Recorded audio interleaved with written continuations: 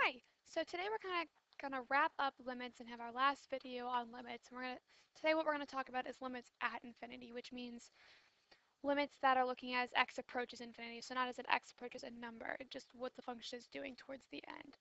So limits that approach infinity, or limits of functions as x approaches infinity, they look at what's called the end behavior of a function. So they're looking for what the function is doing out towards the ends of the spectrum of the numbers. So these questions are really asking is, does the function ever stabilize to a single value? As your x's get bigger and bigger and bigger, do the y values really not change anymore? Do they really stay constant? So before we get into an actual definition of it, we're going to look at the function 2x squared over x squared plus 3. So you have a graph of it on your screen. And so you can kind of tell as we go out to positive infinity in this direction, out towards negative infinity, that we kind of seem to be approaching this line right here, which looks like it's happening at about 2, if I could draw it properly at 2.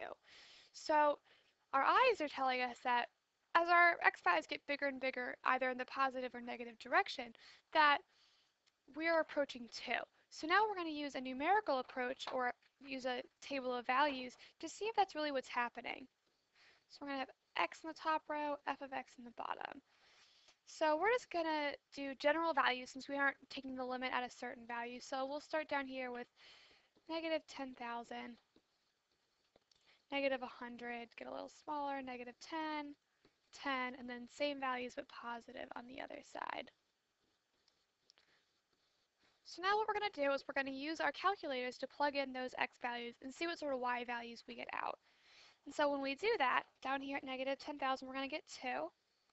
We're going to get 1.999 for negative 100, 1.9 for negative 10, 0 for 0, 1.9, 1.999, and 2. So the graph told us already that it's probably approaching 2, and now the numbers we've been plugging in are showing us the same thing, that it's also approaching 2. So for this function, we could write the limit as x approaches negative infinity to be 2, and the limit as x approaches positive infinity to be 2. So they don't have to be the same number both to positive and negative infinity. In this case, it just happens to be so. So now we've kind of gone over how to find limits at infinity. Whoops, that is the wrong direction. We're going to talk about an actual definition for limits at infinity. So you can see it there on your screen. The first statement talks about if you're taking a limit towards positive infinity and it equals a number, it means that for every epsilon that you pick greater than 0, that there's a really large positive value m that such that the absolute value of the function minus the limit is less than epsilon whenever x is greater than m. So that just means that whenever you're within that epsilon neighborhood around L, which you might remember us talking about in the epsilon delta definition of a limit video, that means that's going to happen whenever your x value is bigger than some large positive value m. And then the second statement is the same thing, but it talks about approaching negative infinity. So that means that for each epsilon greater than 0, there's going to exist an n now that's less than 0 because we're approaching negative infinity, so n should be a negative number, and it's going to be a really small negative number, something like negative a million, negative 10 million, something like that, such that whenever we're within that epsilon neighborhood of L again, that's going to happen whenever our x is less than n or further to the left than n. So all of those words are probably really confusing, probably don't mean much to you. So to clear it up, we're going to draw a picture. So say we had this function. We're going to call this f of x. So we can kind of tell that as f of x is going out and out, it's kind of approaching this value L over here. So they said the definition said that the limit as x approaches infinity was going to be equal to L. That was going to give us some epsilon value, which gives us then an epsilon neighborhood around L, just like it did before in our epsilon delta definition. And it also talked about this value m. So we're going to put m out here and make it some really big positive number. So now it said, the definition said that whenever x was bigger than m, say like x is out here, that means that the absolute value of f of x minus the limit should be less than epsilon, or in other words, that the the difference between the function value at x and the limit should be within that epsilon neighborhood around L. So if we go up to our function here, we can see that we are in fact put back right back into that epsilon neighborhood around L. So that's kind of a pictorial description of what that definition means, and it's kind of intuitive to what you think the function is going to do. It's eventually just going to get so shallow, the curve is going to be so shallow that it looks like a straight line towards out towards positive or negative infinity. So it's going to be at that stable value. So just like how in the last video we talked about infinite limits being related to vertical asymptotes, limits at infinity are related to horizontal asymptotes. And horizontal asymptotes are those horizontal lines you would see on a graph that a function gets really, really close to, but never quite touches and never crosses. So horizontal asymptotes are written as lines as well, and they're written as y equals a number instead of x equaling a number like vertical asymptotes were. And y equaling L is going to be a horizontal asymptote if the limit as x approaches infinity or as x approaches negative infinity is equal to L. So that just means if you have a horizontal asymptote, that means if you were to take the limit as x approaches infinity, you're going to have a number, not infinity or something like that. So before we do any examples, we're going to talk about a quick theorem. So the theorem for limits at infinity says that if r is a positive rational number, which means that r can be written as a fraction and is positive, and c is a real number, so any numbers that you're used to working with, then we have this. The limit as x approaches infinity of c over x to the r, that's going to be equal to 0. So that's just saying if you have a constant over x to a power, if you're taking the limit as x goes to infinity, your whole answer is 0 because you're going to be dividing by larger and larger numbers in the bottom. And if x to the r is defined for when x is negative or when x is less than 0. I'm sorry, not greater than 0. X is less than 0. Then we have this. So then we would have the limit as x approaches negative infinity of c over x to the r is also going to equal 0. So those are two important things to consider, and they're going to help us in solving for horizontal asymptotes and limits at infinity. So now what you probably really want to see is an example problem, because knowing all the theory is great, but if you can't apply it, it really makes getting questions right on a math test hard. So the first question we're going to look at is on your screen, and one way to approach doing a horizontal asymptote or a limit at infinity is to figure out what the highest degree in the top is and what the highest degree in the bottom is first. So it's pretty easy to see that they're both degree 3 in the top and the bottom. And after you figure out the degree of both, what you want to do is you want to multiply in to the numerator and then the denominator. So what you want to multiply in by is 1 over x to the highest power of either side. So in this case, the powers are the same, so we're going to multiply in by 1 over x cubed into both the numerator and the denominator. So when we do that, we're going to distribute to every single term in the numerator and the denominator. So we're going to get the limit as x approaches infinity. 5x cubed times 1 over x cubed is going to leave us with 5, plus 3x squared over x cubed, that's going to simplify to 3 over x, plus 1 over x cubed. And on our bottom, we're going to have 10 minus 1 over x squared plus 3 over x squared. So now we're going to use our limit properties and break it apart and take the limit as each piece and see what happens. So when we do that, the limit of 5, since that's a constant, that's going to be 5, plus 3 over infinity. Well, our last theorem just told us that was going to be 0. Same thing for the limit of 1 over x cubed, that's going to be 0. And then we're going to do the same thing to the bottom. Limit of 10, that's a constant, so it's just going to be 10, minus the limit of 1 over x squared. Same reasoning by our last theorem is going to be 0, plus 0 again for the same reason. So when we simplify, we get 5 over 10, or 1/2. So that's how you could go about finding a limit at infinity. You just multiply in to both the top and the bottom by 1 over x to the highest degree of either side. So if the degree of the bottom, for instance in this case, had been a 4, instead of multiplying in by 1 over x cubed, we would have multiplied in by 1 over x to the fourth into both the numerator and the denominator. So now we're going to look at a slightly harder example, and it's only slightly harder because of the square root in the bottom. But don't be scared, it's really not that much worse. So first thing again, what we're going to do is figure out the degree of the top and bottom. So our highest power on the top is this 1 on the x, so our degree there is going to be a 1.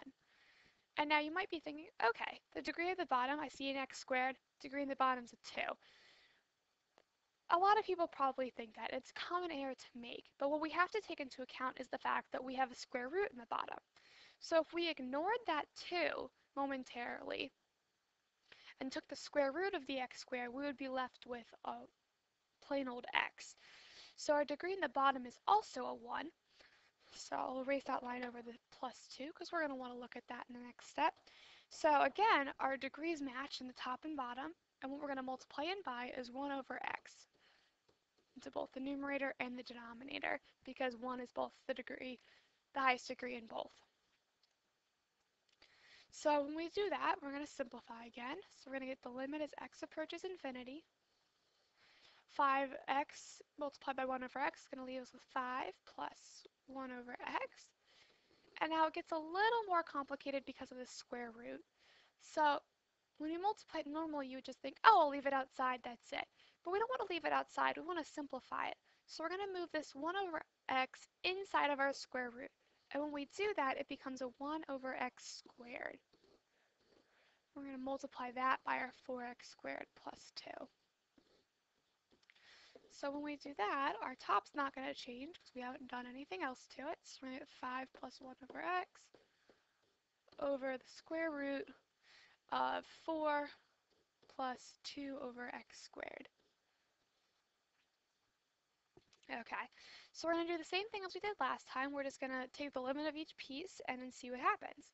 So the limit of 5, that's constant, so we're going to have 5 plus 1 over infinity, that's going to give us a 0. And down here, inside of our square root, limit of 4 is going to be 4.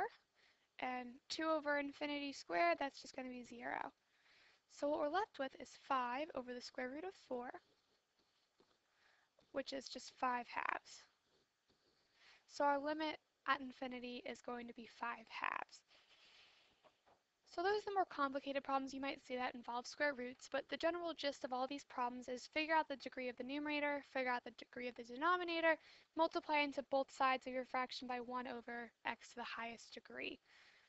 So now you might be thinking, I have to do all that work all the time just if I need to know for, say, graphing a function if it has a horizontal asymptote. Well, showing that work is great, especially if that's what your professor wants, but there are some guidelines you could follow for just knowing instantly off the top of your head what the limit is. So the first one is, if the degree of the numerator is higher than the degree of the denominator, then your limit as x approaches infinity of your function is going to be equal to infinity. And that's because if the degree in the top is higher, the numbers in the top of your fraction are growing at a much faster rate than those in the bottom. So your numerator is always going to be growing faster, so your number is never going to be bounded. But now if the degree of the numerator is equal to the degree of the denominator, just like it has been in the past two examples, we're going to get the limit as x approaches infinity of f of x to equal to the ratio of the leading coefficients.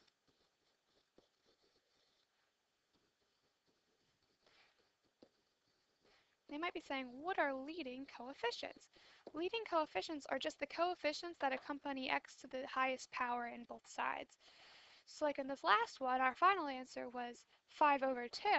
You'll notice that the leading coefficient in the numerator was this 5. The leading coefficient in the bottom was this 4, but it's under a square root, so it's really a 2. So our final answer, of course, came out to be 5 halves because it's the ratio of the leading coefficients.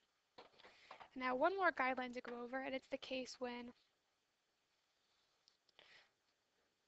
the degree of the numerator is less than the degree of the denominator, or the denominator has a higher degree, then the limit as x approaches infinity of f of x is going to be equal to 0.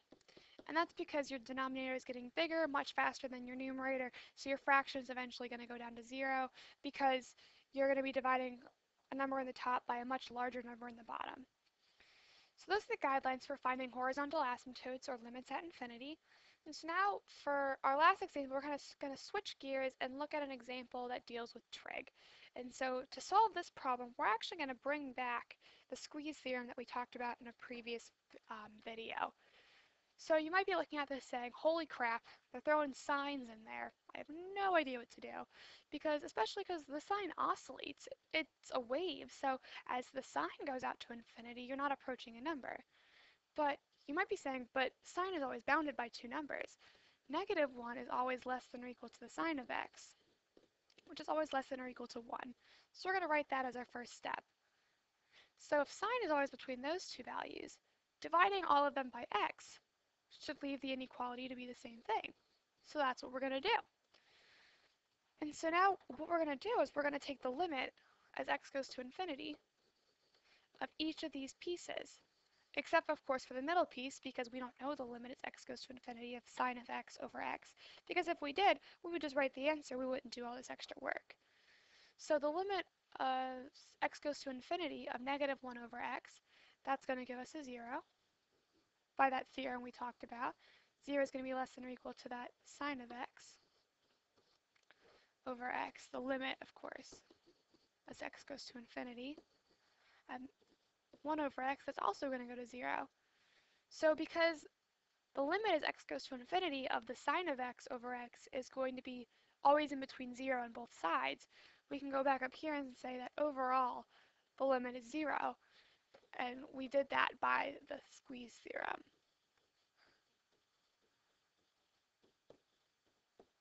So that's just an example of limits at infinity when trig gets involved. You might want to think about using the squeeze theorem and what your trig functions are bounded between, such as sine and cosine always being between -1 and +1.